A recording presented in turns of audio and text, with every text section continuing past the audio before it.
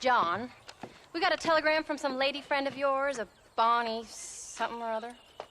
Something you ain't telling me? Bonnie McFarlane. She's a friend. Saved my life when I went after Bill and nearly got myself killed again. Oh, and now you two's in the habit of sending each other letters. How very nice. It weren't nothing like that. What's it say? I don't know. I can't... Well, you know I can't read. Give it here. You read that thing out loud? I ain't hiding nothing. Dear Mr. Marston, stop. Need corn sacks. Stop. Emergency. Stop. Weevils and moths ate entire county supply. Stop. Can you help? Not exactly the most romantic request now, is it? I guess not. She saved your life, you say? Yes, ma'am. Well, then you're gonna have to help her and her family out. We've got a plentiful supply of corn sacks over near the silo. About the one thing Uncle didn't manage to have stolen while we was gone. Okay. Hurry back, John. And John, what's she like? You know. A little bit like you, I guess. She's a woman in a man's world.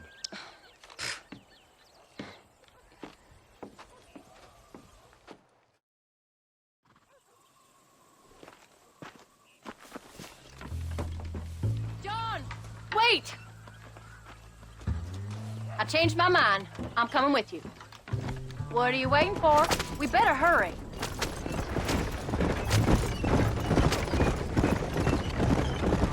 I don't think I can let you go off again without me. Fair enough. I'm glad of the company. You only had to ask. Ask? I was waiting for you to ask me. I thought you'd want to keep an eye on the boy. Oh, while you were off cavorting with cowgirls in the next county? I don't think so, John Marston. You only just got home. That Jack has seen enough of me for a lifetime. So, is she married? This Bonnie McFarlane? No. What does she look like? I don't know. Pretty normal, I suppose. Normal? What? Normal like me? No. Normal as in 2 eyes, mouth, nose, that kind of normal. Besides, ain't no woman fine as you. A little flattery. Now we're finally getting somewhere. If you find yourself in a hole, the first thing to do is stop digging. Another pearl of wisdom from John Marston. I sure do miss those. I never took you for the jealous type, Abigail. I ain't jealous so much as curious. You heard what she wrote. It's just some corn. She saved my life, and she was decent enough to me, so I owe her this much at least.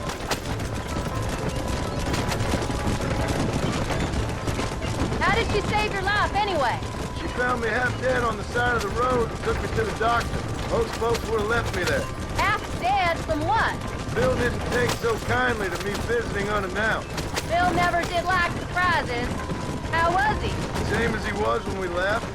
Angry and dumb, taking his revenge out on the world. People down there was really scared of him. Of Bill? You gotta be kidding me. He was only frightening if you was afraid of dumb fools. Bill weren't so bad, but when Dutch went crazy, Bill took it hard. For a while, we all thought we'd found something right. Better way to live, but it was just a lie. So you saw it before they did. Maybe, but they was still kind of a family. A family that left you for dead. You knew the truth, John, and they hated you for it. Where did they take you? Who? Those government bastards. Where did they hold you and Jack? I ain't sure. They kept their eyes covered there and back. Can't have been too far from here, though. They treat you right? It ain't the first time I've had a gun to my head, John. You're forgetting your marriage proposal. Very funny. So, they learned pretty quick what would happen if they laid a finger on me.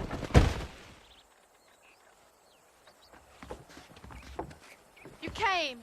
Thank you so much. We lost the entire harvest. Miss McFarlane, I'd like you to meet my wife, Abigail. Oh, ain't you quite the gentleman all of a sudden?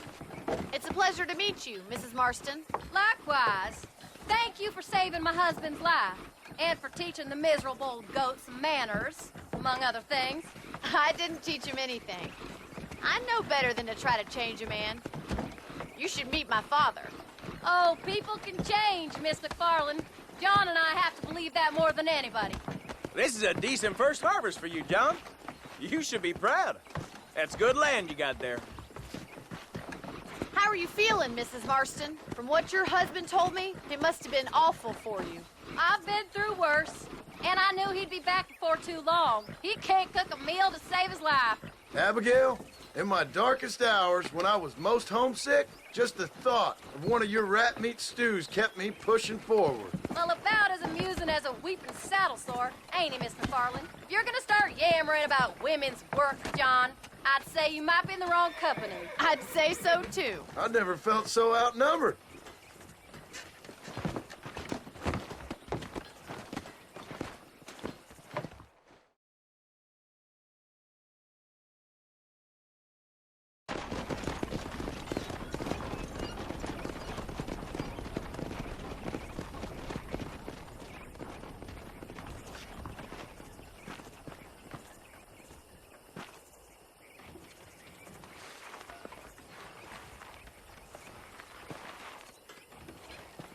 Ma'am?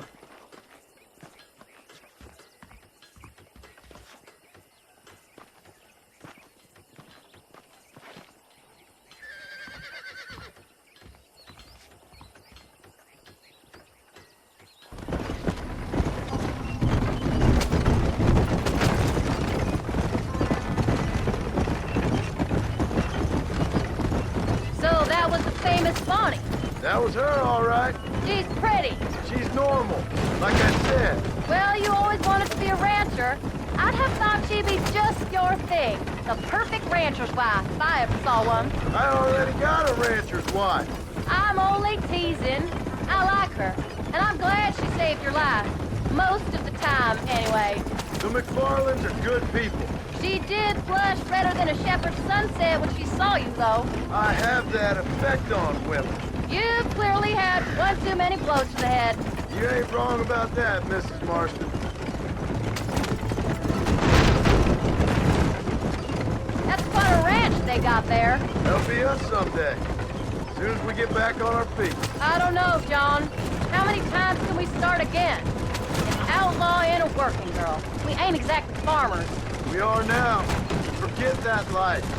It's over. Do you really believe that? We have to.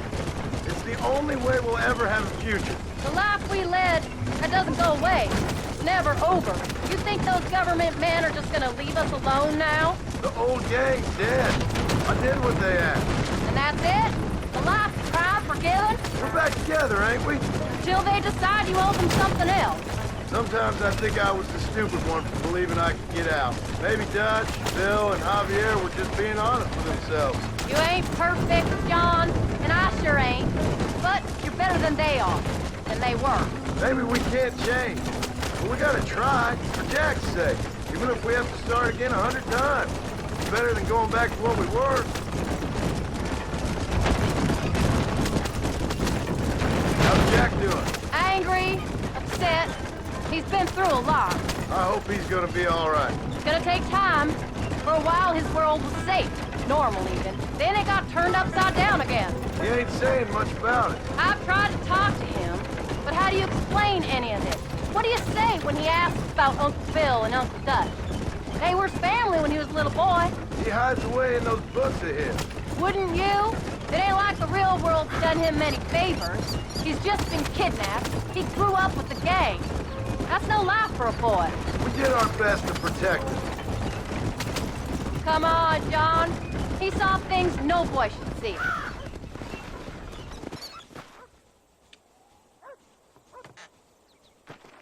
We did good today, John. I guess I better go fix us something to eat.